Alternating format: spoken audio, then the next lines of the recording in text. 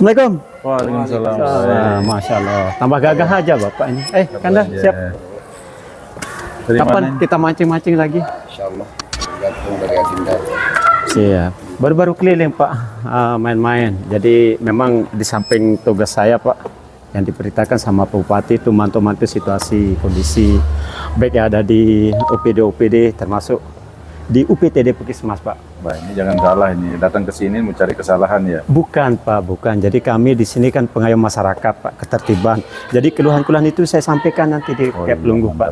Mantap. Tapi by the way, selama saya mengkedek-kedek gitu Pak, jalan-jalan, kok ini ada yang wah begitu. Artinya kok beda di Puskesmas yang lain.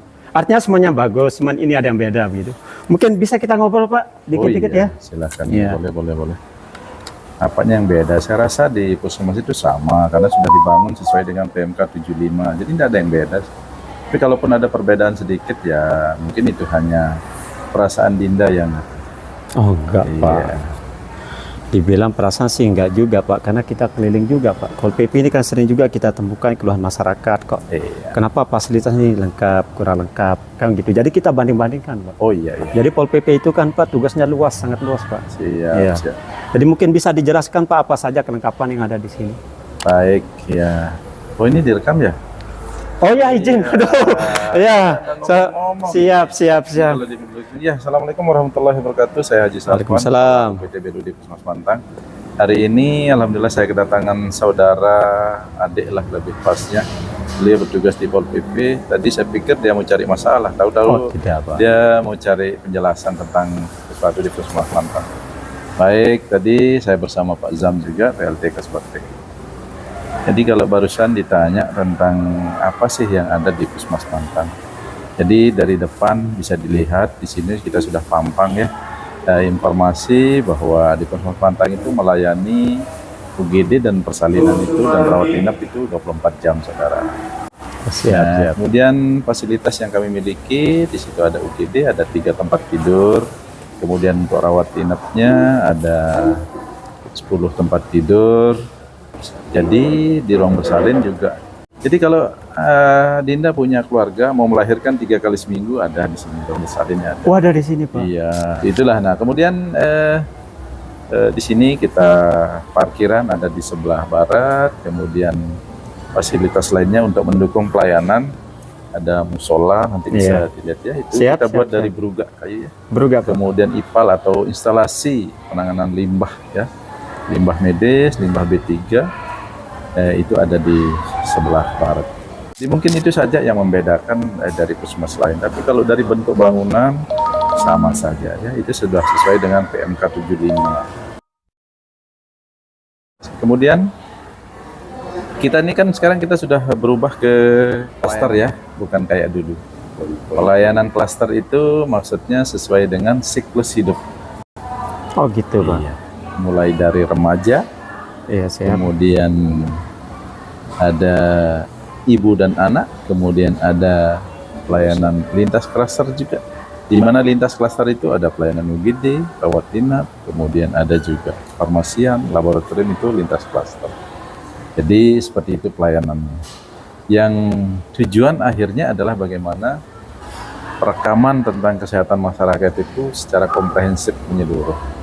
Nah, itu yang bisa kami sampaikan. Ya, mudah-mudahan dengan masuk ke sini bisa memberikan masukan yang lebih banyak lagi untuk perubahan kami. Mohon jangan disanjung ya, karena kalau kita disanjung itu stuck sampai di sini. Siap Bapak. Kalau saya lihat nih kok kayak ada ala-ala juga ini di belakang gitu.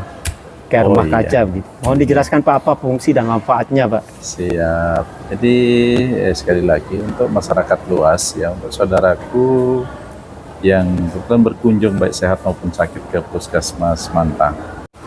Jadi ditanyakan tentang konsep ya. Jadi konsep awal berpikir ini tidak muncul dari saya pribadi, tapi beliau juga punya andil bagaimana memberikan kontribusi masukan yang luar biasa. Cuman yang kembangkan saja. Jadi di puskesmas atau di rumah sakit itu orang datang kan dalam kondisi sakit. Ya. Kalau di dalam teori mengatakan bagaimana kita mengalihkan sedikit perhatian ketika dia sakit. Contoh, ini rawat inap ini di depannya ya. Ketika dia masuk ke rawat inap setidaknya ada pengalihan perhatian. pengalihan perhatian, yang memberikan semangat. Oh, ternyata di tengah-tengah yang gersang, yang tidak mungkin ada air, kok bisa hijau juga ya? Iya, iya. Jangan salah, bisa dilihat, ini kan pohon mati Iya, sebenarnya. bagus sih Pak ini Pak. Ya, ini pohon mati, tapi kok bisa tumbuh sesuatu yang hijau? Bisa kita gambarkan semangat kita yang mati, semangat kita yang kok memikirkan tentang sakit. Kalau kita kelola dengan baik stres kita, tentu ada sisi positif juga. Pastinya Iya, iya. pohon mati bisa menghidupkan benda hidup di situ atau tumbuhan lain yang hidup. Jadi semua punya manfaat seperti itu. Nah, kemudian kita taruh di sini agar tidak terkesan di tengah ini gersang.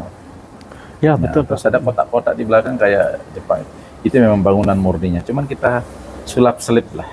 Kita sulap sedikit, kemudian kita selipkan pakis-pakis. Ya, kurang lebih seperti itu. Lalu kemudian pertanyaannya bagaimana tentang rawat jalan? Kalau rawat jalan, Bapak Ibu silahkan datang di depan loket, khususnya untuk pagi, jam 8 tank kita mulai. Nah, ini perlu yang sampaikan, mohon masukan. Kalau ada petugas kami yang misalnya jam 8 masih belum buka, berikan masukan kepada kami semua. Nah, lalu kemudian setelah daftar, ya, setelah daftar, yang pertama tadi ambil nomor antri biar tidak berjubel atau tidak saling menyalahkan tentunya. Bisa ambil nomor antri, nanti akan dilayani sesuai dengan nomor antri. Setelah didaftar, akan diarahkan ke klaster, ya, ke klaster. Kemudian setelah di klaster, dilakukan pemeriksaan di situ. Ada anamnesa, ada pertanyaan-pertanyaan yang diberikan kepada Bapak Ibu untuk menjelaskan bagaimana kondisi Bapak Ibu pada saat sakit di puskesmas. Setelah diperiksa sama dokter, nah ini perlu yang jelaskan. Kalau dulu kita masih pakai kertas, masih dicatat. Kalau sekarang tidak, tinggal daftar, nunggu di klaster di ruang screening. Nah, setelah di screening nanti akan diarahkan ke ruang klaster, diperiksa sama dokternya. Setelah selesai diperiksa dokter, Bapak dan Ibu akan diarahkan langsung ke apotek untuk mengambil obat.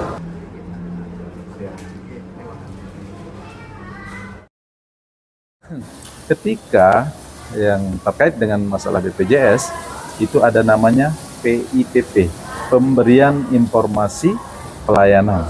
PIPP ya. PIPP yang ada di puskesmas. Ada petugasnya khusus. Nah, itu juga bisa masuk pengaduannya ke sana. Baik Pak Kapus, kata-kata hari ini dulu.